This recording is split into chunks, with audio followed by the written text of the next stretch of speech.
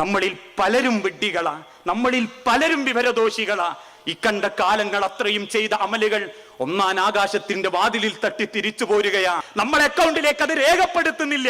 എന്തിനേറെ തൊട്ടു മുൻപ് ജമാഅത്തായി നമസ്കരിച്ച 27 ഇരട്ടി കൂലി കിട്ടുന്ന ആ ഭവനത്തിൽ കയറി നമസ്കരിച്ച നമസ്കാരം അല്ല മനുഷ്യരെ, കാബാലയത്തിങ്കൽ ചെന്ന് 1,00,000 പുണ്യം വാങ്ങിയ നമസ്കാരം അല്ല സ്വീകരിക്കുന്നില്ല. എന്തേ കാരണം? ലോകത്തിന്റെ തിരുദൂതൻ ഓർമ്മപ്പെടുത്തി, തുഗ്റളു അഅമാലുൻ നാസി ഫി കുല്ലി ജുമഅത്തിൻ മറത്തൈനി. എല്ലാ ആഴ്ചയിലും 2 ദിവസം ഒരടിമയുടെ അമലുകൾ അള്ളാഹുവിന്റെ അരികിലേക്ക് മലക്കുകൾ കൊണ്ടുപോകും. അള്ളാഹുവിനെ തൃപ്തിപ്പെടുത്താൻ, അള്ളാഹുവിന് ആ കാര്യം തൃപ്തിപ്പെട്ട് അവന്റെ നന്മകൾ സ്വീകരിച്ചു എന്ന കൽപ്പന കിട്ടാൻ വേണ്ടി. യൗമുൽ ഇസ്നൈനി വയൗമുൽ ഖമീസ്, അത് ഒന്ന് തിങ്കൾ ദിവസവും രണ്ടാമത്തത് വ്യാഴാഴ്ചത്തെ ദിവസവുമാ. ഒന്ന് തിങ്കളാഴ്ചയും മറ്റതൊന്ന് വ്യാഴാഴ്ചയും. ഫയുഗ്ഫറു ലികുല്ലി അബ്ദിൻ മുഅ്മിനിൻ ഇല്ലാ അബ്ദൻ, ഒരടിമയുടേതൊഴികെ ബാക്കി മുഴുവൻ അടിമകളുടേതും അല്ലാഹു തആല സ്വീകരിക്കും. അവന്റെ പാപങ്ങൾ അല്ല പൊറുക്കുകയും ചെയ്യും, അവന്റെ നന്മകൾ അല്ല സ്വീകരിക്കും. ആ നന്മകൾ ചെയ്തത് കാരണത്താൽ അവൻ ചെയ്തു പോയ തിന്മകൾ അല്ലാഹു മായ്ച്ചു കളയുകയും പൊറുത്തു കൊടുക്കുകയും ചെയ്യും. ഇല്ലാ അബ്ദൻ, ഇല്ലാ അബ്ദൻ, ഒരടിമയുടേതൊഴികെ. ആ അടിമ ആണാവാം, ആ അടിമ പെണ്ണാവാം, ആ അടിമ മകനാവാം, ആ അടിമ അമ്മയാവാം. ആരാണ് അടിമ? ബൈനഹു വബൈന അഖീഹി ശഹനാ, അവനും അവന്റെ മറ്റൊരുത്തനും തമ്മിൽ മനസ്സിൽ തെറ്റൽ നടത്തുന്നവനാ, അലോഗ്യം കൊണ്ട് നടക്കുന്നവൻ, മുഷിഞ്ഞു ജീവിക്കുന്നവൻ, തമ്മിൽ തെറ്റി നടക്കുന്നവൻ, ബന്ധം വേർപ്പെടുത്തിയവൻ, അതാരുമായിക്കൊള്ളട്ടെ. ആ വ്യക്തിയുമായി അലോഗ്യത്തിൽ നടക്കുന്ന വ്യക്തിയുണ്ടെങ്കിൽ അവന്റെതും അല്ല സ്വീകരിക്കില്ല. ആരാടാണോ തെറ്റിയത് അവനോടും അല്ല സ്വീകരിക്കുകയില്ല. സഹാബാക്കൾ ഓർമ്മപ്പെടുത്തി, പിന്നെന്ത് ചെയ്യും റസൂലേ? പലരും ഞങ്ങളോട് തെറ്റലില്ല, ഞങ്ങൾ അങ്ങോട്ട് സലാം പറയാറുണ്ട്, അവര് തിരുത്താറില്ല. ഞങ്ങൾ അങ്ങോട്ട് ബന്ധം ചേർക്കാറുണ്ട്, അവര് തിരിച്ചു ചെയ്യാറില്ല. തിരുദൂതൻ ലോകത്തിന്റെ റബ്ബിന്റെ കൽപ്പന ഓർമ്മപ്പെടുത്തി കൊടുത്തു. അത്റുകൂ ഹദൈനി ഹത്താ യഫിആ, മലക്കുകളോട്, ആ മലക്കുകളോട് അല്ല പറയും, അവന്റെ അമല് കൊണ്ടുവരണ്ട, അവനെ വിട്ടേക്കുക, അവൻ കൂടിയോജിക്കുന്നത് വരെ അവന്റെ അമൽ എനിക്ക് വേണ്ട. കേട്ട സന്ദർഭത്തിൽ ആ സഹാബാക്കൾ ചോദ്യം ചോദിച്ചത്. പുഞ്ചിരിയോടെ തിരുദൂതൻ പറഞ്ഞു, നിങ്ങൾ ബന്ധം ചേർത്തുകൊള്ളുക, നിങ്ങളോട് ചേർക്കാത്തവരോടും നിങ്ങൾ ബന്ധം ചേർത്തുകൊള്ളുക. അങ്ങനെ ബന്ധം ചേർക്കുമ്പോ അവൻ തിരിച്ചു ബന്ധം ചേർക്കുന്നില്ലെങ്കിൽ മടി വിചാരിക്കല്ലേ, 1, 2, 3, 4 തവണ ചെന്ന് മതിയാക്കല്ലേ. കഴിവിന്റെ പരമാവധി ശ്വാസം വിങ്ങുന്ന കാലം വരെ, നിങ്ങൾ മരിക്കുന്നത് വരെ നിങ്ങൾ ബന്ധം ചേർത്തോ. കാരണം നിങ്ങൾ പറയുന്നത് ഒരു സലാമാണെങ്കിൽ പോലും ആ സലാം അവൻ നിങ്ങൾക്ക് കേൾക്കി മടക്കുന്നില്ലെങ്കിൽ അവനുള്ള ശിക്ഷ എന്തെന്നറിയുമോ? നാളെ പാരത്രിക ലോകത്ത് അള്ളാഹുവിന്റെ മഹ്ശറിൽ സൂര്യനോട് താഴെ നിൽക്കുമ്പോ അവന്റെ വായിൽ നരകത്തിന്റെ ചുടുവെണ്ണീര് അള്ളാഹു നിറച്ചുകൊണ്ടിരിക്കും. വായിലൂടെ ചുടുവെണ്ണീര് നിറക്കപ്പെടുമ്പോ ആ ചുടുവെണ്ണീരുകൾ തന്റെ പിൻദ്വാരത്തിലൂടെ ഉരുകിയൊലിച്ച് ചാടുമ്പോ വേദന കൊണ്ട് പൊളഞ്ഞു ചാടുന്ന ആ വ്യക്തികളെ കാണുമ്പോ നിനക്കുറപ്പിക്കാം പ്രവാചകരെ, തമ്മിൽ തെറ്റിയവരായിരുന്നു, മുഷിഞ്ഞു നടന്നവരായിരുന്നു, സലാം പറയാത്തവരായിരുന്നു, പറഞ്ഞ സലാമിന് കൃത്യമായി മടക്കം കൊടുക്കാത്തവരായിരുന്നു. അതുകൊണ്ട് സഹോദരാ, ഈ പരിശുദ്ധ റമദാനിൽ സഹിക്കുന്ന ത്യാഗത്തിന്, കിടക്കുന്ന പട്ടിണിക്ക്, ത്യജിക്കുന്ന ഓരോന്നിനും നമുക്ക് കണക്കറ്റ പ്രതിഫലം കിട്ടണമെങ്കിൽ ബന്ധം യോജിക്കണേ. ആ ബന്ധം ഉമ്മയോടും വാപ്പയോടുമാണ് തെറ്റിയതെങ്കിൽ ആലോചിക്കണേ. ഈ ദുനിയാവിലെ ഒരു പുൽക്കൊടിക്ക് പോലും നിങ്ങളെ സഹായിക്കാൻ സാധിക്കുകയില്ല. കാരണം അള്ളാഹുവിന്റെ തിരുദൂതൻ ഓർമ്മപ്പെടുത്തി, ആ രക്ഷിതാവിന്റെ മനസ്സിൽ എങ്ങലുണ്ടാക്കിയിട്ടാണ് നിങ്ങൾ മരിപ്പിച്ചതെങ്കിൽ രക്ഷപ്പെടില്ല മക്കളെ. ചോദിക്കണം, നാട്ടിലുള്ള മക്കള് അല്ലെങ്കിൽ വിദേശത്തുള്ള മക്കള് 2 രക്ഷിതാക്കളെ വിളിച്ചു ചോദിക്കണം, ഉമ്മ എന്തുണ്ട് നിങ്ങൾക്ക് വിശേഷങ്ങൾ, ഉമ്മാന്റെ മനസ്സിൽ സങ്കടങ്ങളുണ്ടോ? ഒരു ഓർമ്മപ്പെടുത്തൽ മാത്രമാ ചോദിക്കാറുണ്ട് നമ്മൾ ഓരോരുത്തരും.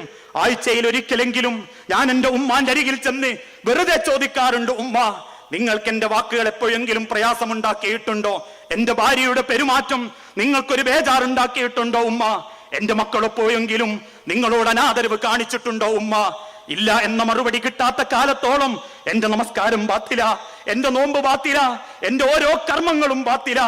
ആ ബാത്തില് ഇല്ലാതായി കളയണമെങ്കിൽ എനിക്കെന്റെ ബാബാതാവിന്റെ പിതാവിന്റെ തൃപ്തി വേണം, അവരുടെ സ്നേഹം വേണം. അതുകൊണ്ടല്ലേ പണ്ഡിതന്മാരെ രേഖപ്പെടുത്തിയതും നാടുവിടാൻ വന്ന സുഹാബിയോട് അഹയ്യ വാലിദാക്ക, നിനക്ക് നിന്റെ ഉമ്മയും വാപ്പയും ജീവിച്ചിരിപ്പുണ്ടെങ്കിൽ നീ തിരിച്ചു പോ, എന്നിട്ട് നിന്റെ ഉമ്മാക്കും വാപ്പാക്കും വേണ്ടി നീ ജിഹാദ് നടത്തണം. നിനക്ക് യാത്രക്ക് അനുവാദമില്ല എന്നോർമ്മപ്പെടുത്തിയ ചരിത്രം മുൻനിർത്തി നിങ്ങൾ എന്ന സഹോദരന്മാരോട്, എന്റെ വാപ്പാരോട്, എന്റെ സഹോദരങ്ങളോട്, എന്റെ ജ്യേഷ്ഠന്മാരോട്, അനിയന്മാരോട്, എന്റെ ഉമ്മമാരോട്, പെങ്ങന്മാരോട് വിനയത്തോടെ ഞാൻ ഓർമ്മപ്പെടുത്തട്ടെ. ഞാൻ നാട്ടിലില്ലെങ്കിലും എന്റെ പോരായ്മ അറിയിക്കാതെ എന്റെ പെറ്റുമ്മാനെയും വാപ്പാനെയും നോക്കാനുള്ള ഒരു പെണ്ണെനിക്കില്ലെങ്കിൽ എനിക്ക് പ്രവാസം അള്ളാഹുവിന്റെ മതം അംഗീകരിച്ചിട്ടില്ല. നാടുവിടാൻ റബ്ബനോട് കൽപ്പന നൽകിയിട്ടില്ല. തിരിച്ചു കയറുമ്പോ, ഈ നാട്ടിലേക്ക് വരുമ്പോ ഏതൊരുത്തന്റെ മനസ്സിലും ഉണ്ടാകേണ്ടത്, ഞാൻ ഇല്ലെങ്കിലും എന്റെ ഭാര്യ അവരെ നോക്കും. പെറ്റുമ്മയെപ്പോലെ അമ്മായിയമ്മ മരുമക്കൾ ബന്ധമില്ലാതെ അവര് തമ്മിൽ സ്നേഹിക്കും എന്നുറപ്പില്ലെങ്കിൽ ഈ ദുനിയാവിൽ, ഈ പ്രവാസ മണ്ണിൽ എന്തൊക്കെ വാരിപ്പിടിച്ചു എന്ന് അഹങ്കരിച്ചാലും 6 അടി മണ്ണിലേക്ക് ചെല്ലുമ്പോ 6 അടി മണ്ണിൽ കാത്തിരിക്കുന്നത് രക്ഷിതാക്കളുടെ കണ്ണുനീരിന്റെ വിതുമ്പലുകളാണെങ്കിൽ നഊദു ബില്ലാഹ്, രക്ഷപ്പെടില്ല മനുഷ്യരെ. ഒരമല് പോലും അള്ളാഹുവിന്റെ കോടതിയിൽ നമുക്ക് ഉപകാരപ്പെടുകയില്ല. കാരണം ഒരു കാലഘട്ടത്തിൽ മുജാഹിദ് പ്രസ്ഥാനത്തിന്റെ ഓഫീസുകളിൽ വന്നിരുന്ന കത്തുകളിൽ ആവശ്യം അവർക്ക് യത്തീംഖാനകൾ വേണമെന്നായിരുന്നു. രക്ഷിതാക്കൾ മരിച്ച മക്കൾക്ക് യത്തീംഖാന തുടങ്ങി മുജാഹിദ് പ്രസ്ഥാനം യത്തീംഖാനകൾ അനവധിയ സഹായിക്കുന്നു, സംരക്ഷിക്കുന്നു. രക്ഷിതാക്കളില്ലാത്ത മക്കളുടെ സങ്കടം, കണ്ണുനീര് നമ്മൾ തുടയ്ക്കുന്നു. ഇന്ന് മുജാഹിദ് പ്രസ്ഥാനത്തിന്റെ ഓഫീസുകളിൽ വരുന്ന ഒരുപാട് എഴുത്തുകളിൽ ഒരാവശ്യമേയുള്ളൂ.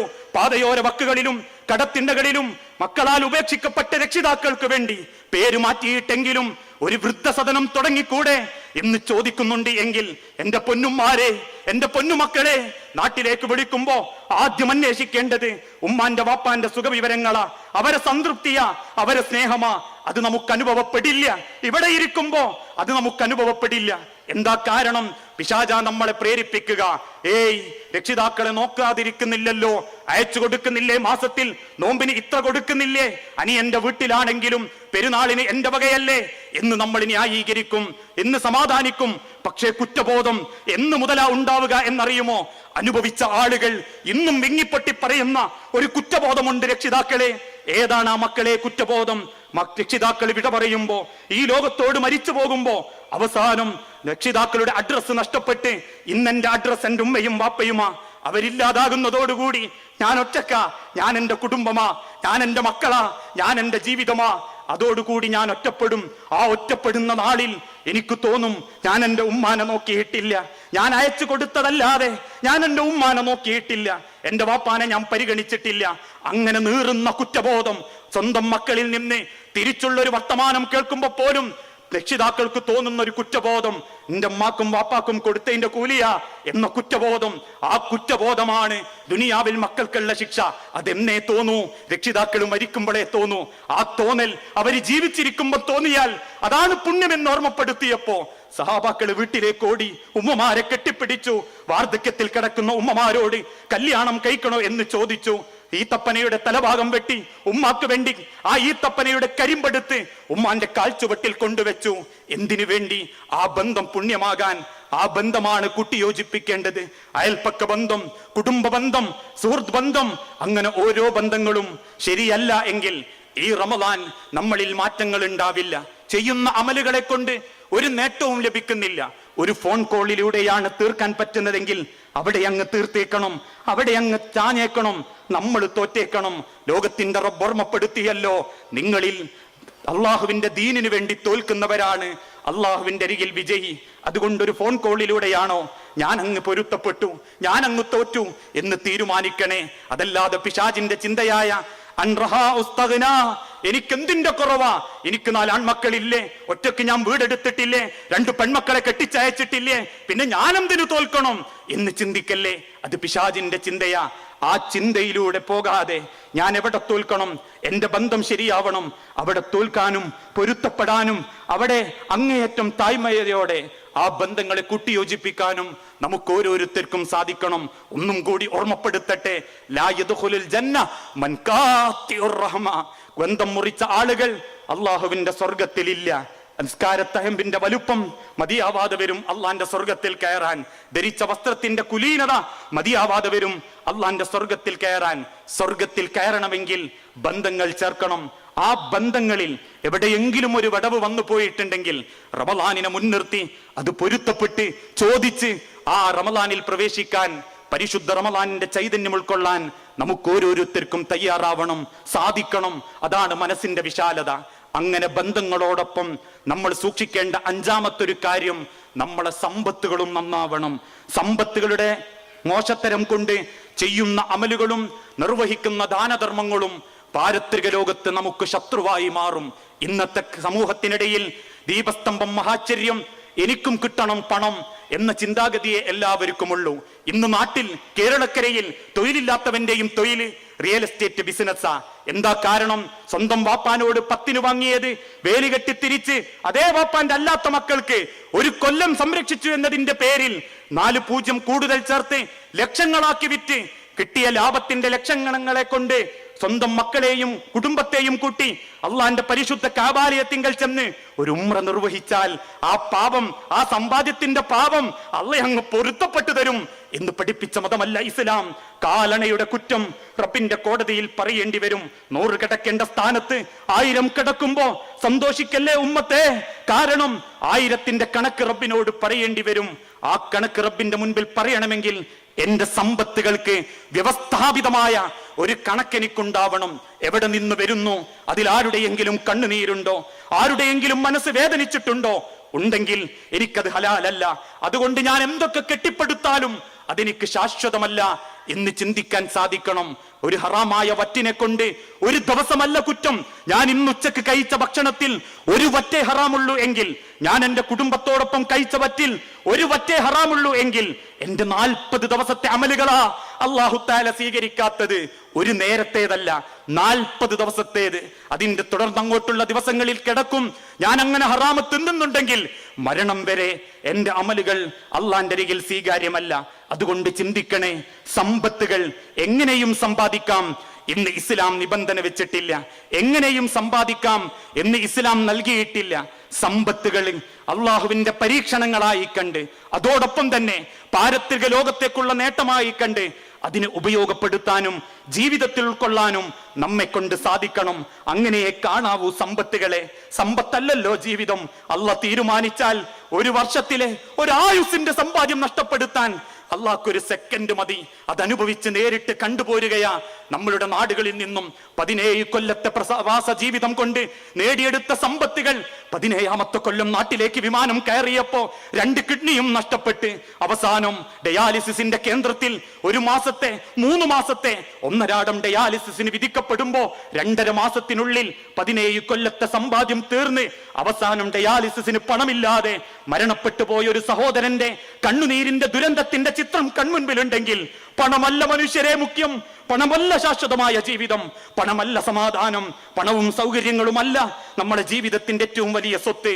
മറിച്ച് ചെലവഴിക്കുന്ന ആ സമ്പത്തുകളിൽ ഹലാൽ ഉണ്ടാവല.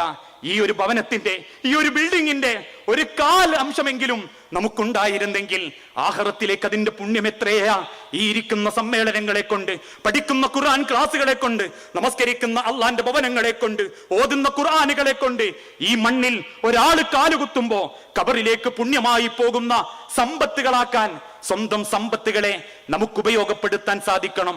പാവപ്പെട്ടവന്റെ കണ്ണുനീരറിയുന്ന, അവന്റെ സങ്കടങ്ങൾ അറിയുന്ന, സഹജീവി സ്നേഹത്തിന്റെ, സകാത്ത് എന്ന തസ്കിയത്തിന്റെ, സമ്പത്തിന്റെ പരിശുദ്ധിയുടെ ഒരു ജീവിച്ചിരിക്കുന്ന ഉദാഹരണങ്ങളാവാൻ നമ്മെ കൊണ്ട് സാധിക്കണം. അതല്ലാതെ റമളാനിന്റെ 30 ദിവസവും കണക്ക് നോക്കി 40 ദിവസമായപ്പോഴും കൊടുക്കാൻ പറ്റിയില്ല, അടുത്ത കൊല്ലത്തേക്ക് നീട്ടിവെക്കല്ലേ. കഴിഞ്ഞ ഒരു വർഷ കാലഘട്ടത്തിനിടയിൽ എന്റെ സക്കാത്ത് കൊടുക്കാൻ എനിക്ക് പറ്റിയിട്ടില്ലെങ്കിൽ ആ സക്കാത്ത് എനിക്ക് ഹറാമാ, മാലിന്യമാ.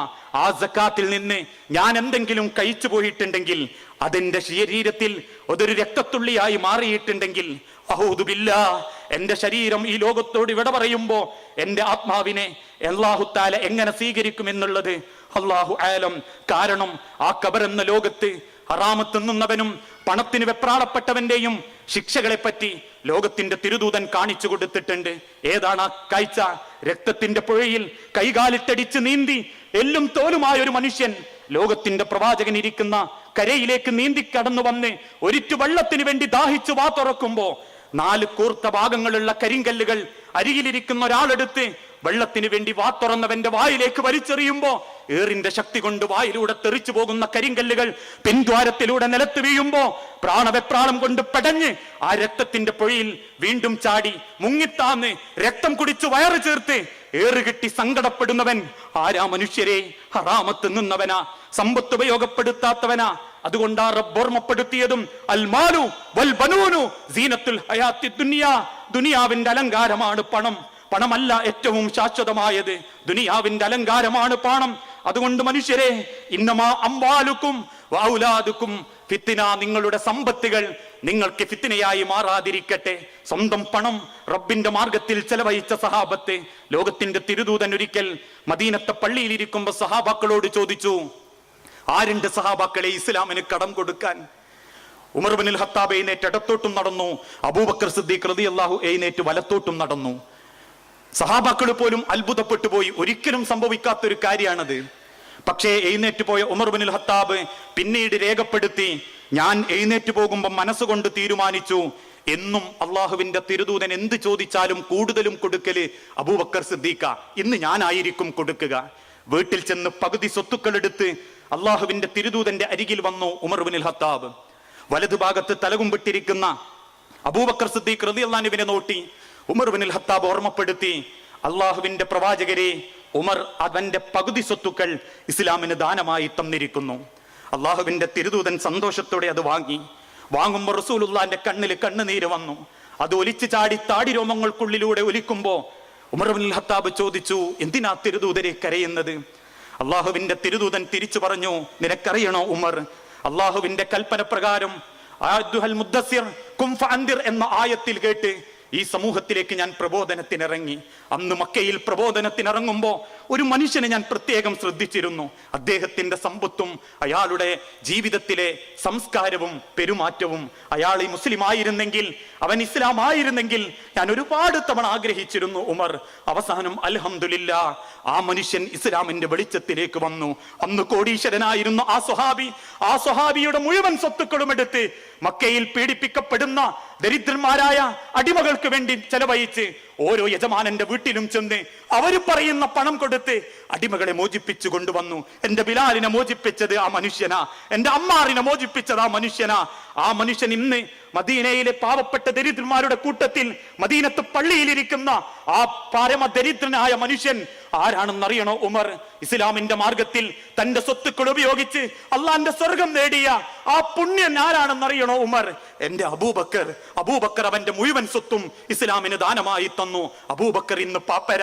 മദീനയിലെ തെരുവിൽ കിടക്കുന്ന സഹാബാക്കളോടൊപ്പം ആ അബൂബക്കറിന്റെ സ്ഥാനം എന്ന് വിങ്ങിപ്പൊട്ടിക്കരയുമ്പോ അബൂബക്കർ സിദ്ദീഖിനെ ചേർത്ത് പിടിച്ച് അദ്ദേഹത്തോട് മത്സരിക്കാൻ പോയ സ്വന്തം മനസ്സിനെ അള്ളാഹു ശപിക്കാതിരിക്കട്ടെ എന്ന് പ്രാർത്ഥിക്കുന്ന ഉമർ ഇബ്നുൽ ഖത്താബ് റളിയല്ലാഹു അൻഹുവിന്റെ ചരിത്രം, സമ്പത്തുകളെ കൊണ്ട് പാരത്രിക ലോകം നേടിയ ലോകത്തിന്റെ തിരുദൂതന്റെ സഹാബാക്കൾ, ആ ഓർമ്മയായിരിക്കണം ഈ പരിശുദ്ധ റമദാനിൽ പ്രവേശിക്കുമ്പോ നമ്മളിൽ ഓരോരുത്തരുടെ ഹൃദയത്തിലും ഉണ്ടാകേണ്ടത്. എന്റെ അയൽവാസിയുടെ, എന്റെ സഹോദരന്റെ കാരുണ്യത്തിന്റെ നേരെയുള്ള കടാക്ഷം. അതാണ് പരിശുദ്ധ റമദാൻ മുൻപോട്ട് വെക്കുന്ന ഏറ്റവും വലിയ മാർഗം. വിശ്വാസത്തിന്റെ ധാർമ്മികത, വിശ്വാസത്തിന്റെ ദൃഢത, അതോടൊപ്പം സംസ്കാര സമ്പന്നരാവുക, പരസ്പരം സ്നേഹിക്കുക, നാവുകളെ ശുദ്ധിയാക്കുക, ബന്ധങ്ങൾ കൂട്ടിയോജിപ്പിക്കുക, സമ്പത്തുകളെ ശുദ്ധീകരിക്കുക. അതല്ല മൃഗങ്ങളെപ്പോലും നാണിപ്പിക്കുന്ന രൂപത്തിൽ ഒരു നേരത്തെ ഭക്ഷണത്തിന് വേണ്ടി അയൽവാസി വാവിട്ട് കരയുമ്പോ സ്വന്തം വീട്ടിന്റെ ജനാലക്കും സ്വന്തം വീട്ടിന്റെ ഗേറ്റിനും വേണ്ടി അന്യദേശക്കാരെ കൊണ്ടുവന്ന് 10,000ങ്ങളുടെ കൊത്തുപണികൾ എടുപ്പിക്കുമ്പോ എവിടെ മനുഷ്യരെ ധാർമ്മികത? എവിടെ മനുഷ്യരെ ഇസ്ലാമിന്റെ കാരുണ്യം? എവിടെയാ മനുഷ്യരെ ഇസ്ലാമിന്റെ സമത്വം? ആ സ്നേഹവും സമത്വവും പരിശുദ്ധ റമദാനിലൂടെ ലോകത്തിന് കാണിച്ചു കൊടുത്ത് ഒരു റമദാനിന്റെ പുണ്യം അടുത്ത റമദാൻ വരെയാണ് എന്ന തിരുദൂതന്റെ വാക്കുകളെ പൊന്നാക്കി റമദാൻ കൊണ്ട് സ്വർഗം കിട്ടുന്ന മുവഹിദീങ്ങളാവാൻ, മുത്തഖീങ്ങളാവാൻ പരിശ്രമിക്കുക. കഴിവിന്റെ പരമാവധി ഭൂമിയോളം ക്ഷമിച്ച് അതിനുവേണ്ടി ഒരുങ്ങണേ. കാരണം ഏത് സെക്കൻഡും മരണം നമ്മളെ തേടിയെത്തും. മനസ്സിന്റെ ആഗ്രഹങ്ങളും സ്വപ്നങ്ങളും മരണത്തെ തടയുന്നില്ല സമൂഹമേ. അങ്ങനെയായിരുന്നെങ്കിൽ ഒരുപാട് മരണവാർത്ത നമ്മൾ വായിക്കേണ്ടി വരില്ലായിരുന്നു. ഇന്നും ഒരു വാപ്പാന്റെ 3 മക്കളുടെ മുകളിലേക്ക് ഒരു ടാങ്കർ ലോറി മറിഞ്ഞു വീണ് ആ വാപ്പാന്റെ കൺമുൻപിൽ 3 മക്കളുടെ ചേതനയേറ്റ ശരീരം കാണിച്ചു കൊടുത്തിട്ടുണ്ടെങ്കിൽ ആഗ്രഹങ്ങളും സ്വപ്നങ്ങളും മരണത്തെ തടയുന്നില്ല.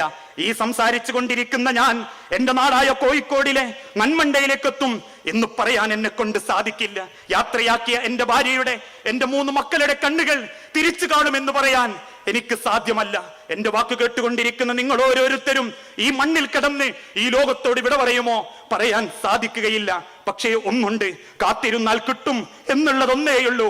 അത് നാട്ടിൽ പോകാനുള്ള വിമാനമല്ല, സമ്പാദിച്ചു വെച്ച സമ്പത്തുകളല്ല, പേക്കാക്കി വെക്കുന്ന നാട്ടിലേക്കുള്ള സാധനങ്ങളല്ല, വാരിക്കുട്ടിയ സ്വർണ്ണാഭരണങ്ങളല്ല, വാരിക്കുട്ടിയ തെങ്ങിൻ തോപ്പുകളല്ല. കാത്തിരുന്നാൽ കിട്ടും എന്നുറപ്പുള്ളതൊന്നേയുള്ളൂ. അത് മരണമാ, അത് മരണമാ. അത് ഏത് സെക്കൻഡും നമ്മളെ തേടിയെത്തും. ആ തേടിയെത്തി നമ്മളെ കൊണ്ടുപോകുമ്പോ ഒരു നല്ല ആത്മാവായി, ഒരു നല്ല മനുഷ്യനായി, ഒരു നനഞ്ഞ മനസ്സുള്ളവനായി, വേർപ്പുള്ള നെറ്റിത്തടമായി പുഞ്ചിരിച്ചുകൊണ്ട് റബ്ബിനെ കാണാൻ നമ്മൾ പരിശ്രമിക്കണം, നമ്മൾ അധ്വാനിക്കണം. കാരണം നമ്മൾ മാറാത്ത കാലത്തോളം അള്ളാഹു നമ്മളെ മാറ്റുന്നില്ല. ഞാൻ അവസാനിപ്പിക്കുകയാണ്. അതുകൊണ്ട് ഏത് നിമിഷവും അള്ളാഹുവിന്റെ തീരുമാനമെത്തും എന്ന ചിന്തയോടെ അള്ളാഹുവിന്റെ പ്രവാചകരെ അവരോട് പറയണം, അള്ളാന്റെ പിടുത്തം അത് കഠിനമാണെന്ന് അവരോട് പറയണം. അള്ള പിടിച്ചിട്ടില്ല ഇതുവരെ. പിടിച്ചിരുന്നുവെങ്കിൽ ഇങ്ങനെയാവില്ല നമ്മൾ. അള്ള പിടിച്ചിട്ടില്ല ഇതുവരെ. ആ പിടുത്തം വന്നാൽ അത് കഠിനമാണെന്ന് അവരോട് പറയണേ. പിന്നെ അവരുടെ സമ്പത്ത് മതിയാകില്ല, അവരുടെ അംഗബലം മതിയാവില്ല.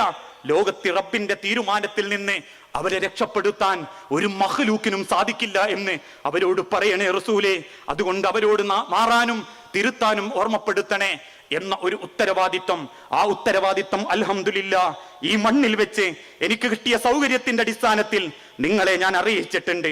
ഇതേ രൂപത്തിൽ അള്ളാന്റെ മഹ്ശറയിൽ ഒരിക്കൽ കൂടി ഞാനും നിങ്ങളും കാണും. ഈ കാണുന്ന പലരെയും എനിക്കറിയില്ല, ഒരു ഉമ്മമാരെയും എനിക്കറിയില്ല. പക്ഷെ ഒരിക്കൽ കൂടി നമ്മൾ മുഖത്തോട് മുഖം വരും. അള്ളാഹുവിന്റെ മഹ്ശറയിൽ സിംഹാസനത്തിന് താഴെ സൂര്യൻ ഒരു ചാണ് മുകളിൽ നിൽക്കുമ്പോ അള്ളാഹുവിന്റെ കൽപ്പന വരും, അലാ ഹൽ ബല്ലഅത, നീ എത്തിച്ചു കൊടുത്തിട്ടില്ലേ? ഉണ്ട് റബ്ബേ, ഞാൻ അറിയിച്ചു കൊടുത്തിട്ടുണ്ട് നാഥാ. എന്നെ കൊണ്ട് സാധിക്കുന്ന രൂപത്തിൽ ഞാൻ അവർക്ക് അറിയിച്ചു കൊടുത്തിട്ടുണ്ട് റബ്ബേ. പേരിന് വേണ്ടിയോ പ്രശസ്തിക്ക് വേണ്ടിയോ അല്ല, നേടിയെടുത്ത അറിവ് ഒരാൾക്ക് അറിയിച്ചു കൊടുക്കണമെന്ന ഇസ്ലാമിന്റെ ഉത്തരവാദിത്വം ഹൃദയത്തിൽ പേറിയത് കൊണ്ട് അറിയിച്ചു കൊടുത്തിട്ടുണ്ട് റബ്ബേ. ഇനി ഉത്തരം നിങ്ങളാ പറയേണ്ടത്. അടുത്ത ചോദ്യം നിങ്ങളിൽ ഓരോരുത്തരോടും ആ റബ്ബിന്റെ, അല്ല നീ എന്തായിരുന്നു നിന്റെ അവസ്ഥ? അതിനുള്ള ഉത്തരം കണ്ടെത്തണം. ഞാൻ എന്ത് ചെയ്തു അത് കേട്ടതിന് ശേഷം, ഞാൻ എങ്ങനെ ജീവിച്ചു അതിനുശേഷം എന്ന് ചിന്തിക്കുക, ആ ഉത്തരം കണ്ടെത്തുക. ആ ഉത്തരം കണ്ടെത്താനും മാറാനുമുള്ള ഒരു ഏറ്റവും സുന്ദരമായ മുഹൂർത്തമാകട്ടെ ഇൻഷാ അല്ലാഹ്. അള്ളാഹു നമ്മളിലേക്ക് നൽകുന്ന, ഒരുപക്ഷെ നൽകാൻ കാത്തിരിക്കുന്ന ഈ പരിശുദ്ധ റമദാൻ എന്നാശംസിച്ചുകൊണ്ട് ലോകത്തിന്റെ സൃഷ്ടാവിന്റെ കോടതിയിൽ ഇതേ രൂപത്തിൽ സന്തോഷത്തോടുകൂടി ഒരുമിച്ചുകൂടി അവന്റെ സ്വർഗത്തിൽ പ്രവേശിക്കാനുള്ള തൗഫീക്ക് നമുക്ക് ഓരോരുത്തർക്കും അള്ളാഹു പ്രദാനം ചെയ്യുമാറാകട്ടെ. അള്ളാഹുവേ, അങ്ങേയറ്റം സങ്കടപ്പെട്ടുകൊണ്ടിരിക്കുന്ന അനവധി ആളുകളുണ്ട് റബ്ബെ മുസ്ലിം സമുദായത്തിൽ. വിശ്വാസം കൊണ്ടും സാമ്പത്തികം കൊണ്ടും കുടുംബ പ്രശ്നങ്ങളെ കൊണ്ടും അനവധി ആളുകൾ ദുരിതത്തിലാണ് നാഥ. എല്ലാവർക്കും എല്ലാ കാര്യത്തിലും ഖൈറും ബർക്കത്തും നൽകി അവരോടും ഞങ്ങളോടും നീ കാരുണ്യം കാണിക്കണമേ. അള്ളാഹുവേ, മക്കളില്ലാതെ സങ്കടപ്പെടുന്ന ഒരുപാട് കുടുംബങ്ങളുണ്ട് നാഥ. പ്രാർത്ഥിക്കണമെന്ന് വസിയത്ത് തന്ന അനവധി കുടുംബങ്ങൾ, ആ മക്കൾ എന്ന അനുഗ്രഹം നൽകി അവരോട് നീ കാരുണ്യം കാണിക്കണമേ. സ്വന്തം രക്ഷിതാക്കളോട് മര്യാദയോടെ പെരുമാറാനും മരണം വരെ അവരെ സംരക്ഷിക്കാനും ഈമാനിന്റെ ശക്തിയും ധൈര്യവും ഞങ്ങൾക്ക് ഓരോരുത്തർക്കും നീ പ്രദാനം ചെയ്യണമേ. മരണപ്പെട്ടു പോയ സഹോദരി സഹോദരന്മാർ, മാതാപിതാക്കൾ, കുടുംബങ്ങൾ എല്ലാവരുടെ കബറും നീ വിശാലമാക്കി കൊടുത്ത് നിന്റെ ഏറ്റവും നല്ല അതിഥികളുടെ കൂട്ടത്തിൽ അവരെ ഉൾപ്പെടുത്തി അവരെയും ഞങ്ങളെയും നീ ആദരിക്കണമേ. അല്ലാഹുമ്മ ഗ്ഫിർ ലിൽ മുഅ്മിനീന വൽ മുഅ്മിനാത്ത് അൽ മുസ്ലിമീന വൽ മുസ്ലിമാത്ത് അൽ അഹ്യാഹു മിൻഹും വൽ അംവാത്ത് ഇന്നക മുജീബുദ് ദഅവാതി യാ ഖാദിയൽ ഹജാത്ത്. അല്ലാഹുമ്മ അഇസ്സൽ ഇസ്ലാമ വൽ മുസ്ലിമീൻ വഅദിൽ അശ്ശിർക വൽ മുശ്രിക്കീൻ. اللهم أجرنا من النار اللهم أجرنا من النار اللهم أجرنا من النار ربنا تقبل منا إنك أنت السميع العليم وتب علينا إنك أنت التواب الرحيم. സഹോദരങ്ങളെ, ഇങ്ങനെ ഒരു നാട്ടിൽ ഇതുപോലെ നമ്മളുടെ ഒരു വാക്കിൽ ഈ കാര്യത്തിന് വേണ്ടി അനുവാദം തന്ന ഇവിടുത്തെ ഭരണകൂടത്തിന്, ഇതിനു വേണ്ടി നേതൃത്വം വഹിച്ച ഇവിടെയുള്ള നല്ലവരായ പ്രവർത്തകന്മാർക്ക്, നേതാക്കന്മാർക്ക് അള്ളാഹുവിൻ്റെ ബർക്കത്ത് കിട്ടാൻ വേണ്ടി ഓരോ പ്രാർത്ഥനയിലും നമ്മൾ ഉൾപ്പെടുത്തണം. അതോടൊപ്പം എല്ലാവരും പരസ്പരം പ്രാർത്ഥിക്കുക.